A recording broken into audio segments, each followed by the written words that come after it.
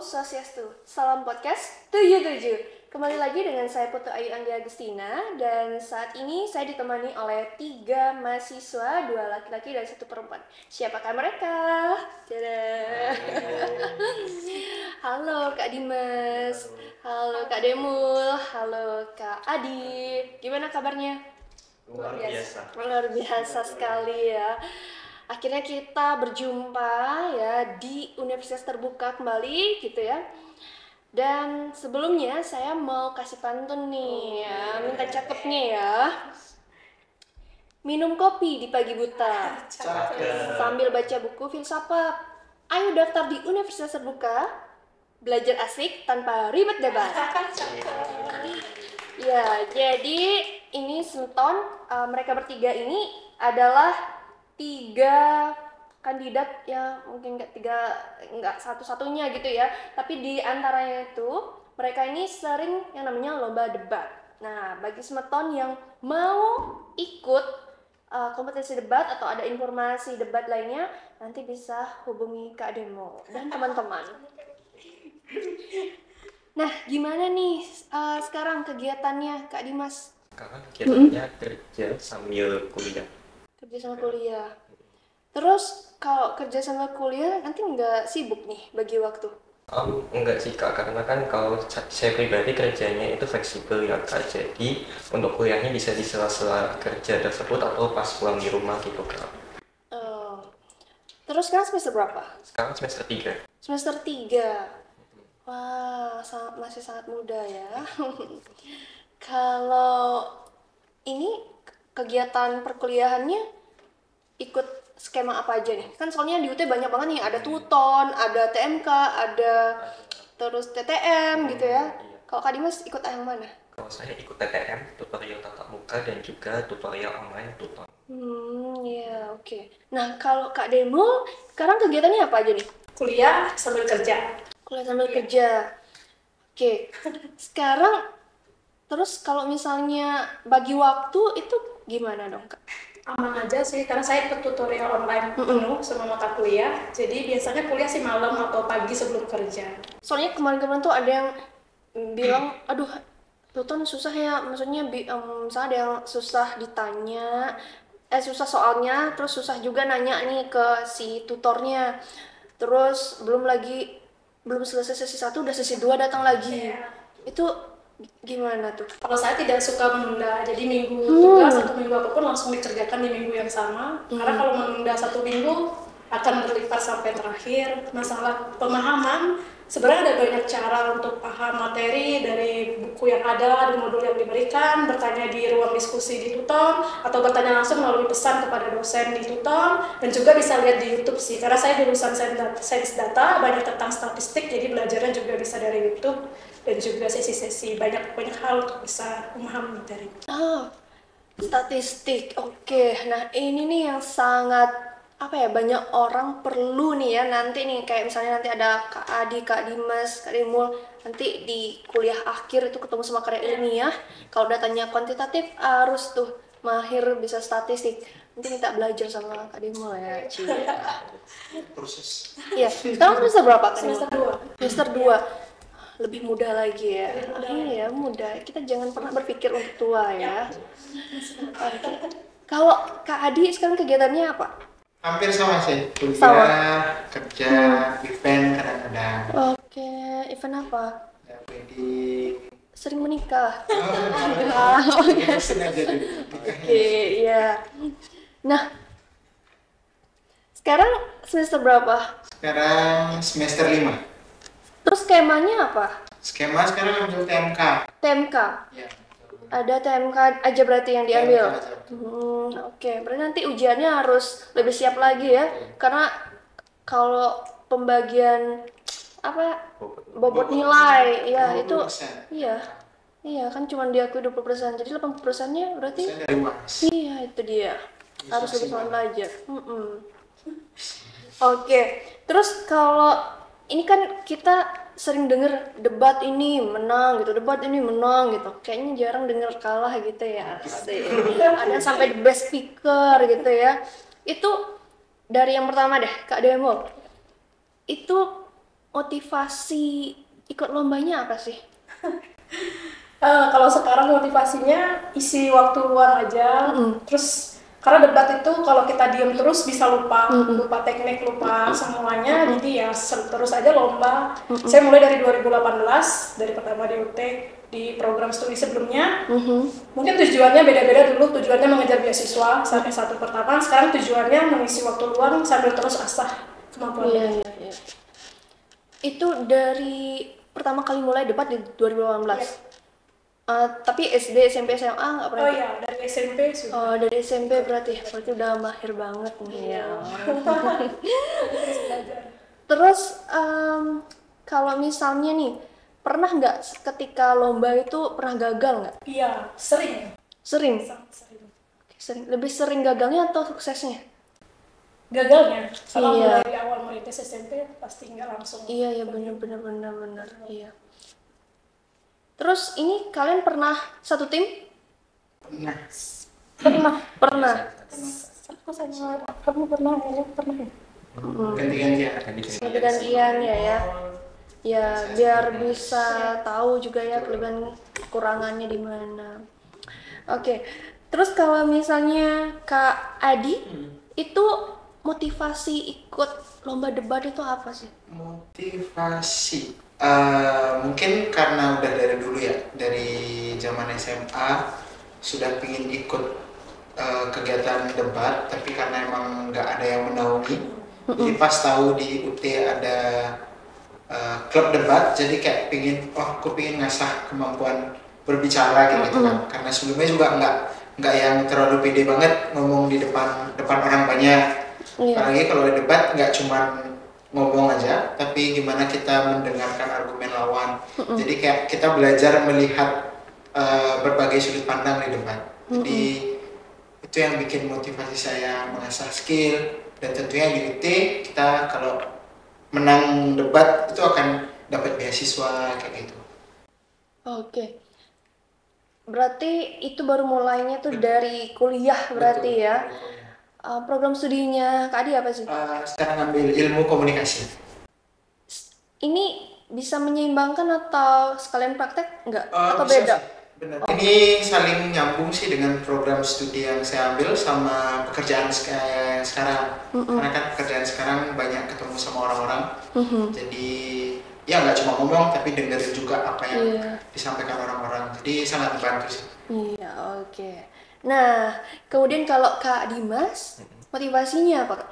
Kalau motivasi awalnya itu waktu itu kan saya bimbel ya untuk persiapan UMPTN pada saat itu, dan ada teman saya dari sekolah lain yang ternyata ikut debat juga, dan dia malah bisa sampai ke nasional dan juga dapat benefit dari sekolahnya.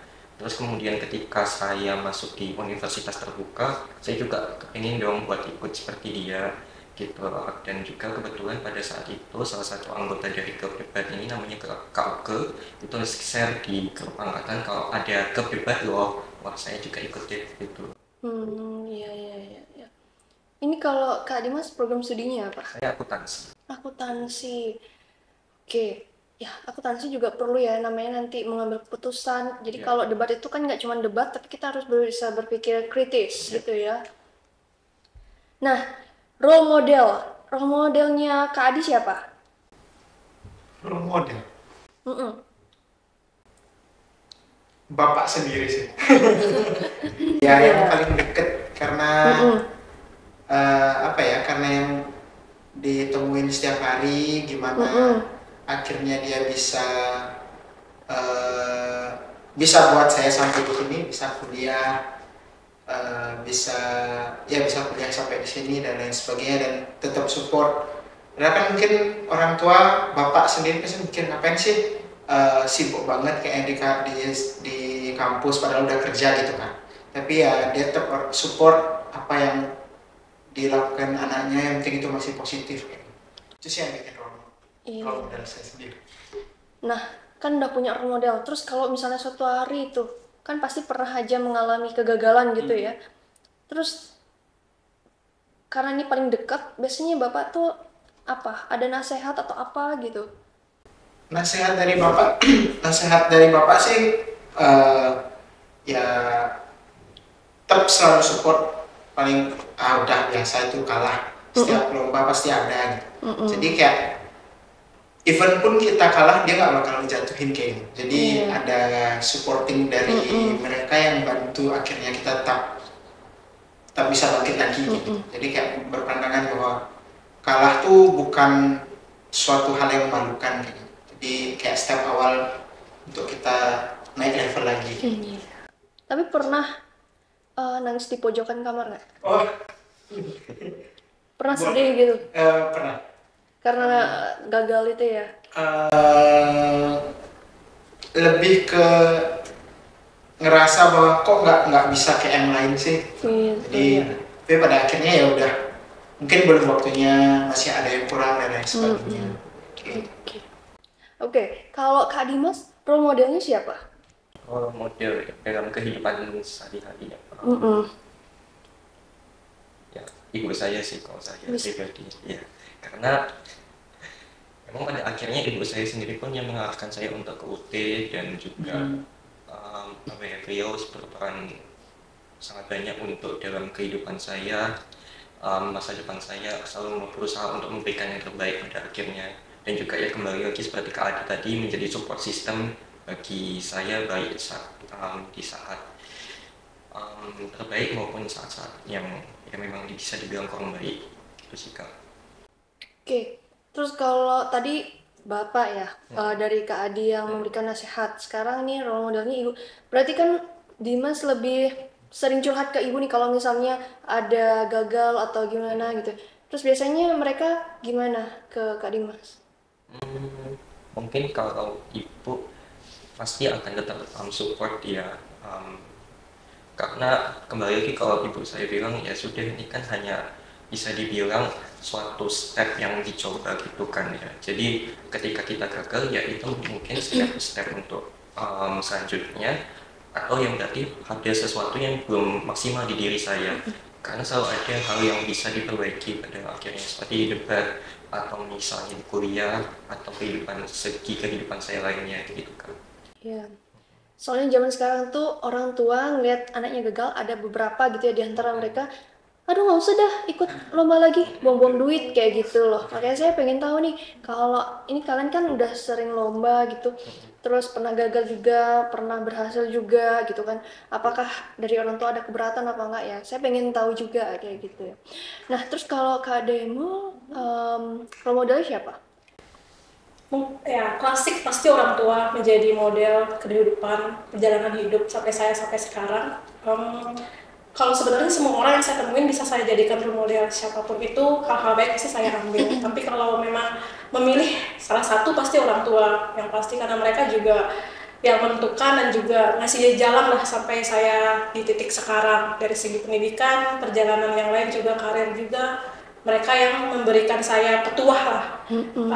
Saat saya SMA mungkin saya ngeber kepada IPA, tapi mereka mengarahkan saya ke dunia ekonomi. Ya itu salah satu yang saya pelajari, kenapa mereka mengarahkan saya ke arah ekonomi misal, dan juga arah yang lain misal, bukan tentang kalah atau apapun, misal saya salah langkah atau kelihatan saya perlu motivasi atau pertimbangan dalam saya memilih karir, juga mereka menjadi role model saya. Jadi orang tua secara klasik dan juga semua orang yang saya temui yang memang memberikan input yang positif kepada perjalanan hidup saya. Program studinya Kak Demo? Sains data. Sains data. Berarti sains data, ada akuntansi, ada ilmu komunikasi. Oke, berarti nanti kita next bahas tentang program studinya nih, teman-teman ya. Terus apa nih kenapa apa yang membawa teman-teman tuh memilih UT gitu loh sebagai tempat kelanjutan studinya teman-teman setelah SMA ya gitu? Kalau saya setelah SMA kan sebelumnya udah pernah kuliah di kampus lain, tapi sebelum kampus lain tuh udah sempat lihat temen masuk di sini di tahun 2017, tapi masih beranggapan oh UT kayaknya bukan sekolah negeri gitu kan. Tapi setelah udah kuliah di 2022 kemarin, tiba-tiba muncul loh kampus UT gitu di Instagram. Lihat Universitas Negeri ke-45 kalau nggak salah gitu kan. Oh udah kampus negeri. Jadi ya iseng info-info, cocok nih kalau lagi kerja gitu kan. apalagi pingin lanjutin jenjang ke S1, tapi masih sibuk kerja. Nah, kebetulan UT semua ada programnya dia yang online semua, jadi kita jadi gampang atur waktu kayak gitu. Pada akhirnya itu yang buat milih UT, dan harganya terjangkau sih, benar-benar terjangkau. Oke, ya benar sih itu ya. Kalau kita lihat perbandingan di kampus lain gitu ya. Terus kalau Kak Demul, apa nih yang membawa Kak Demul memilih universitas terbuka kedua kalinya ya berarti Iya. ya? Dulu saya tamat SMK tidak langsung kuliah, tapi langsung bekerja di merantau ke Denpasar. Kemudian mau kuliah, sudah daftar beberapa kampus di Bali juga, tapi akhirnya dapat input tentang apa itu UT dari teman saya yang dia tidak sekolah di sini tapi tahu tentang UT karena mungkin saudaranya di UT ngasih input apa itu universitas terbuka. Jadi saya pelajari, saya balik ke rumah, saya cari tahu semuanya, saya datang ke UT Denpasar, saya tanya, dan ada program studi yang memang saya cari waktu itu akuntansi, dan biayanya sesuai, skemanya juga sesuai dengan waktu kerja saya yang saya masih pemula, masih lulus SMK, saya bekerja, jadi sesuai dengan ritme jamnya juga sesuai. Kemudian saya lihat ya kuliah kan pasti banyak pengeluaran dalam pembelian jurnal, buku atau bahan ajarnya. Di UT memberikan semuanya, modul, akses, dan itu ya menguntungkan buat saya sebagai anak perantau yang juga perlu untuk meminimilkan pengeluaran saya, dan itu membantu saya. Jadi saya pilih UT dan akreditasinya juga oke di prodi saya akuntansi, jadi saya memilih UT. Terus kalau Kak Dimas? Alasan untuk memilih UT pasti sama ya, karena fleksibel. Iya. Waktu pace belajar kita sesuai dengan diri kita sendiri, dan juga ya kembali kita harus bertanggung jawab terhadap pilihan kita ya di universitas terbuka. Dan yang kedua terjangkau ya, karena pada saat itu memang lagi musim-musimnya untuk biaya kuliah itu sedang tinggi-tingginya ya. Jadi universitas terbuka ini menjadi pilihan terbaik yang bisa dibilang bagi saya yang ingin berkuliah di universitas negeri pada khususnya, dan juga dengan kualitas yang terjamin gitu kan. Dari tahun berapa berarti ya Kak Dimas? 2023 pertengahan. 2023. Oh iya. Oke. Terus kalau biasanya nih, kalau teman-teman udah tahu ya program studinya udah tahu, terus cara belajarnya udah tahu, makanya itu bisa milih UT itu karena itu ya. Nah, tapi pernah nggak sih sampai kebebelan gitu? Kalian kan kalau di universitas terbuka itu, misalnya tutor nih salah satunya, ada sesi 1 sampai sesi 8. Belum selesai sesi 1 udah muncul nih sesi 2. Nah, coba nih saya mau nanya Kak Dimas. Keteteran pernah ya pasti, katanya itu manajemen waktu, tapi untungnya nilainya belum tidak sampai mengulang ya sampai saat ini, jadi masih oke lah gitu, masih bisa mendapat hasil yang cukup maksimal gitu kan. Kalau Kak Demo? Saya keteteran di semester ini karena saya juga double degree untuk S2 saya. Sangat keteteran itu saat ada jam tugas di minggu ketiga, 5 seperti itu. Keteterannya ada diskusi, ada tugas, ada juga sesi kuliah di program yang lain, pekerjaan. Cara saya untuk melakukannya tidak menunda, pasti berusaha untuk tidak menunda. Hari itu targetkan 3 ya, saya selesaikan semaksimal mungkin. Semoga aman seterusnya. Iya, Astungkar. Kalau Kak Adi? Kayaknya hampir semua orang ya, pasti pernah keteteran karena ya sesi 1 belum selesai, sesi 2 udah masuk, tapi kan itu rentang waktunya lumayan panjang kan. Jadi sampai begadang-begadang gitu nggak? Nggak pernah sampai begadang, paling ya jam 10, jam 11 pernah keteteran. Tapi kalau untuk teman-teman jangan khawatir juga, kan untuk mahasiswa baru itu ada program PKBJJ atau OSMB yang dimana cara bagi-bagi waktu untuk PKBJJ. Ya, PKBJJ. Jadi ya pasti nanti akan diajarin gimana sih memanage cara untuk memanage waktunya kuliah di UT. Dan ya sampai sekarang belum pernah ulang dan semoga nggak ulang. Iya. Nah, kalau misalnya nih, ini udah tahu gimana caranya bagi waktu, dan pastinya berarti nggak ada satu orang pun yang tidak keteteran, pasti ada aja yang keteteran ya. Ya, jadi karena kebanyakan mahasiswa di UT ini pasti mayoritasnya kerja kayak gitu kan ya. Jadi nggak ada yang santai gitu, nggak ada, jarang sih saya lihat kayak gitu. Nah, sekarang kan udah mendekati ujian tuh Betul. Nah, biasanya tuh kalau ujian dari Kak Adi deh, apa aja yang Kak Adi persiapkan? Persiapkan sebelum ujian apa pas hari ujian? Sebelum ujian dulu Sebelum deh. ujian ya. Biasa mengulang materi sih. Karena kan dari sesi 1 sampai sesi 8 Tapi sempat nggak sih sebenarnya? sempet aja. Berarti kan ibaratnya pasti ada Pasti waktu ada ya. waktu. Kalau jadi ada mahasiswa bilang, ah ini belum gini, belum itu bohong ya berarti ya. Heeh. Ada waktu karena ya ada Yang penting niat gitu kan. Karena kan dari sesi 1 sampai sesi 8 tuh kita udah mempelajari modul kan. Jadi Iya. nanti sisa waktunya tinggal nge-refresh lagi, baca-baca sedikit, mengingat kembali aja kayak gitu.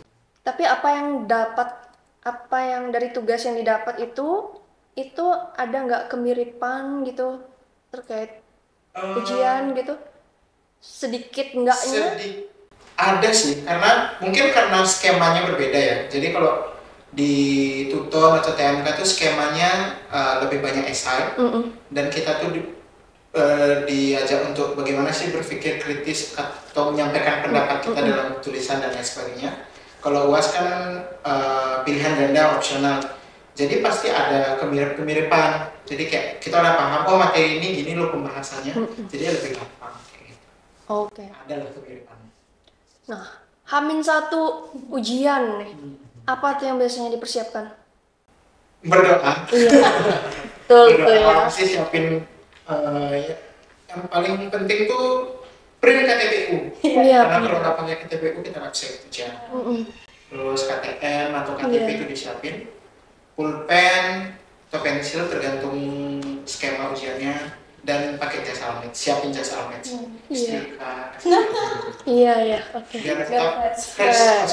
Iya. Biar stres. Oke, kalau Kak Dimas gimana nih mempersiapkan diri sebelum ujian? Kan bentar lagi mau ujian nih.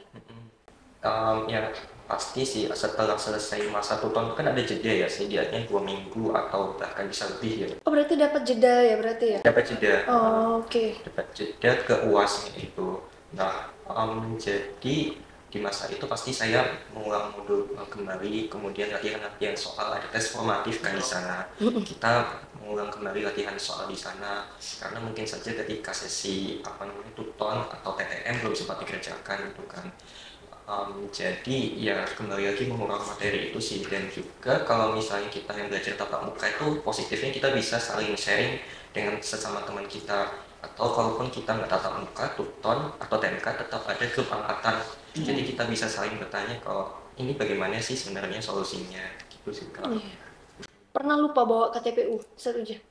Belum pernah sih Kak. Pernah, berarti itu emang harus wajib ya. Jangan sampai. Iya. Jangan KTPU sama KTM. Ya. Oke, kalau Kak Demul gimana? Kalau sebelum ujian, saya kebanyakan ikut remote tutoring ya, online. Dulu S1 pertama kebanyakan THE, jadi dari rumah juga. Jadi sejauh ini aman. Yang saya siapkan itu device, komputer, laptop yang memadai, sinyal yang memadai, apalagi remote tutoring itu kita diawasin secara online. Saya siapkan device ada 2, kita lihat pengerjakan. Dan yang saya siapin yang lain juga adalah kesehatan saya agar tidak drop pada saat ujian karena padatnya pekerjaan. Dan jeda dari tutor menuju UAS itu cukup memberi waktu kita untuk refresh lagi mungkin materi yang ada, atau mungkin memang jika tipikal orang yang kebut semalam pun ada materi misal ditutup di minggu ke-8 kalau nggak salah 7 atau 8 ada soal yang di-share oleh dosen di sana, soal kisi-kisi ujian. Sejauh ini agak mirip sih soal-soalnya, walaupun ya tidak sama, tapi materinya dari modul 1 sampai misal modul 8 akan sama kok materi-materi disampaikan. Apalagi jika ujiannya tuh THE kan analisis 4 soal misal, dan itu lebih enak juga dikerjakan karena kita ada waktu 8 jam ya sekarang, 8 jam ya.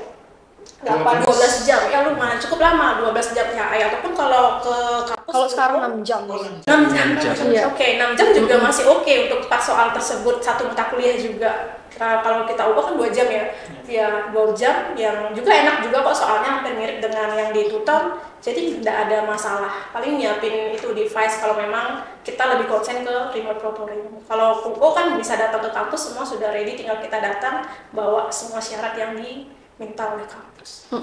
Terus kalau gimana caranya biar bisa, ini siapa tahu nih ada calon mahasiswa nanti mungkin dia juga sama kesibukannya kayak Kak Demul yang satu hari bisa ada di Denpasar, satu hari bisa di Buleleng, atau bisa di Jakarta atau di luar negeri. Nah, gimana caranya biar bisa terjaring ke dalam ujian remote proctoring?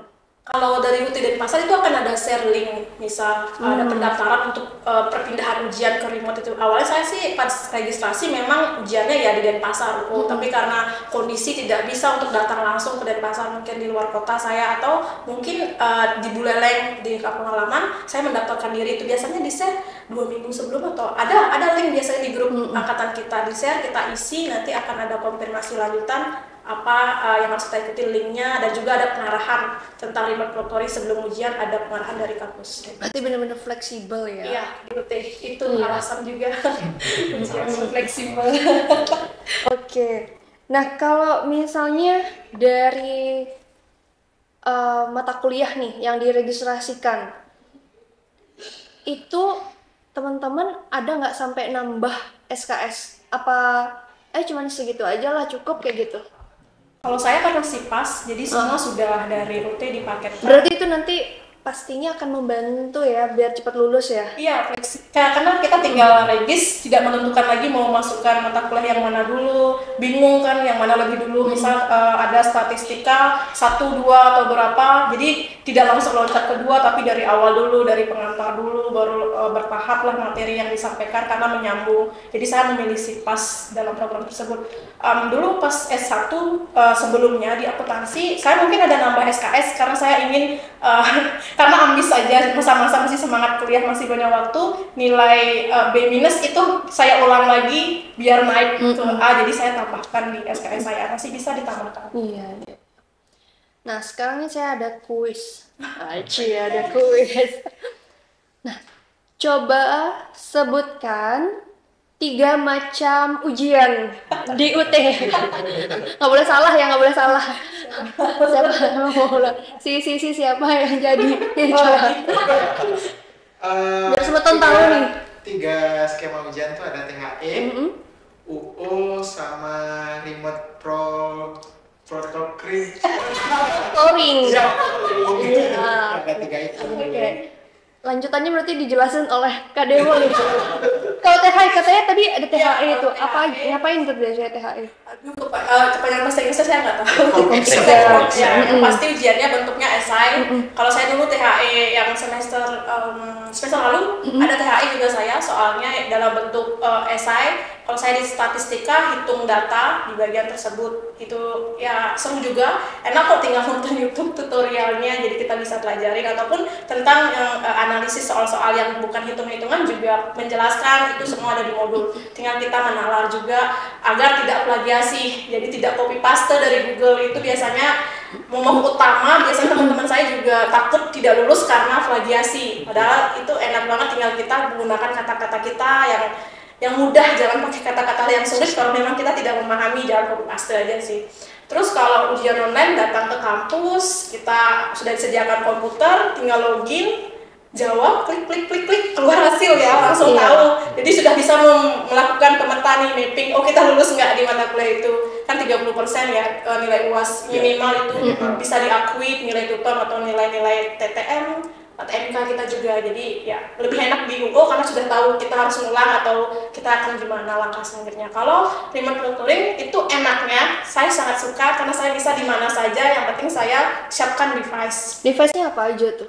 Kalau saya pakai laptop atau komputer, dan juga tab-tabnya untuk video saya saat mengerjakan, laptopnya untuk saya soal-soalnya di sana, atau komputer.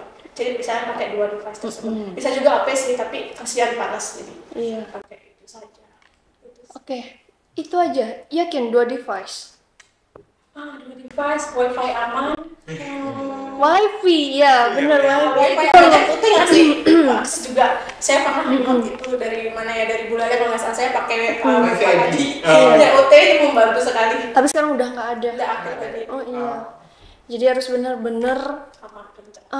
Iya. Nanti kalau misalnya lagi nih remote proctoring milih itu, jadi harus wifi-nya itu harus yang stabil gitu.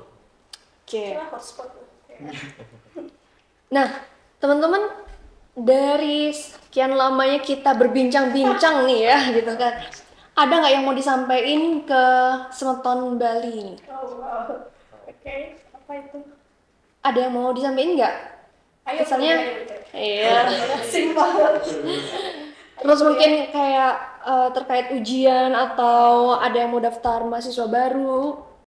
Untuk teman-teman yang luar sana mau kuliah tapi masih kepikiran sibuk kerja dan lain sebagainya, UT jadi pilihan terbaik karena bisa bagi waktu kuliah, kerja, mau jalan-jalan, mau shopping itu masih bisa dilakukan.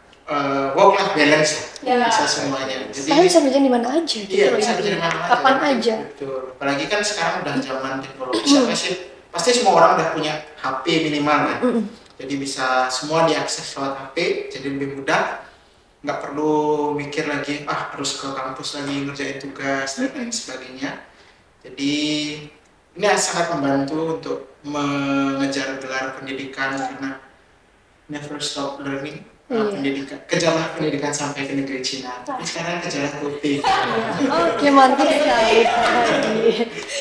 Kalau Kak Dimas, ada yang mau sampaikan? Kalau saya ini sih karena kan kita sudah fleksibel ya. Jadi kalau tadi kejar ilmu sampai ke UT, sekarang selalu ada cara untuk kuliah, yaitu UT salah satunya. Iya. Jadi kalau misalnya kita sudah berkomitmen di UT ya harus juga konsisten pastinya. Jangan sampai kita sudah merencanakan apa yang di awal tiba-tiba berhenti di tengah jalan ya, amit-amit itu. Kecuali karena untuk alasan yang tidak memungkinkan. Jadi sebaik mungkin coba maksimalkan apa yang kita sudah miliki di UT. Toh UT akan segera siap untuk membantu jika ada kendala atau kesulitan yang kita alami selama perkuliahan nanti. Oke, bagus Kak.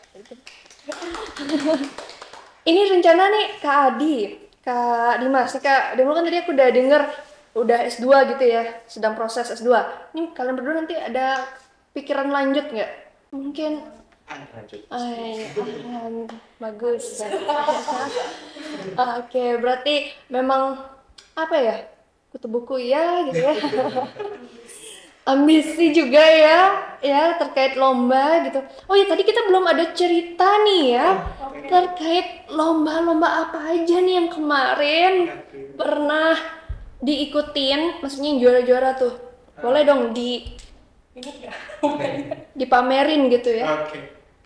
Kemarin itu di Agustus 2024 itu lomba yang diadain UT. Jadi UT itu setiap tahun ada lomba dispor seni namanya, dispor seni nasional. Kebetulan kemarin untuk pertama kalinya ikut debat bahasa Inggris, mewakili UT Denpasar dan syukurnya dapat harapan 1, juara 4 senasional. Habis itu setelah dari dispor seni kemarin ikut lomba debat intelektual di Politeknik Negeri Bali. Itu dapat juara 2. Asik. Ya masih belum banyak sih, tapi ya meningkatkan semangat untuk next di tahun depan bisa lebih baik lagi. Iya, segar. Nih, kalau Kak Dimas. Kalau saya dibandingin Kak Adi dan Kak Demul pasti anak bawang banget ya. Iya, karena ini memang sepuh-sepuhnya perdebatan. Kalau saya kan masih baru ya. Saya ikut lomba ini mungkin yang kemarin yang terakhir di Undiknas. Bukannya yang terakhir ya?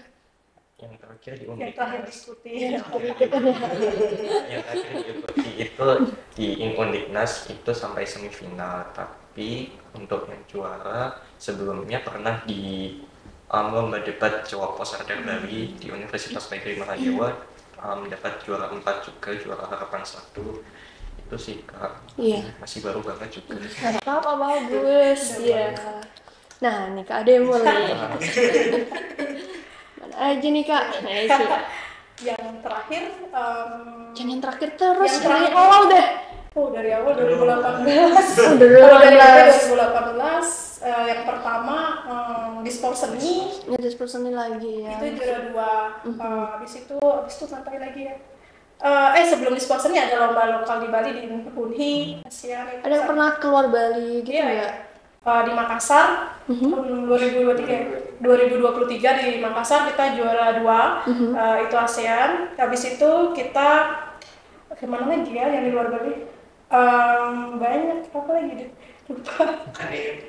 Ya, saya perwakilan KDMI 2022 Universitas Terbuka sampai nasional, lolos LDK 3 di Jakarta. Habis itu lomba banyak nih. Iya. Intelektual, Nggak apa-apa. Undiknas. Karena terlalu banyak nggak apa-apa kalau nggak hafal. Ya, tapi yang terakhir di Undiknas, di Undiknas juara 3, di Poltek juara 1, kita sapu bersih. Iya. Poltek sapu Satu, bersih. dua. Iya. Oke, bagus sekali. Pokoknya teruslah tingkatkan itu prestasinya. Ya, Kalau emang ini bener punya apa namanya bakat itu jangan dipendem-pendem gitu ya. Harus dieksplor gitu terus ya. Oke. Ada pertanyaan mungkin? Ada sih. Oke. Pengen ngajak teman-teman yang mau kuliah di UT ataupun sudah yang kuliah di UT yang ngerasa pingin ningkatin skill atau biar ketemu kan karena isunya UT itu jarang punya teman gitu karena semua online kan. Jangan khawatir, bisa ikut ke klub debat kami. Jadi ketemu sama teman-teman, meningkatkan skill juga. Temannya ambis-ambis gitu ya. Betul.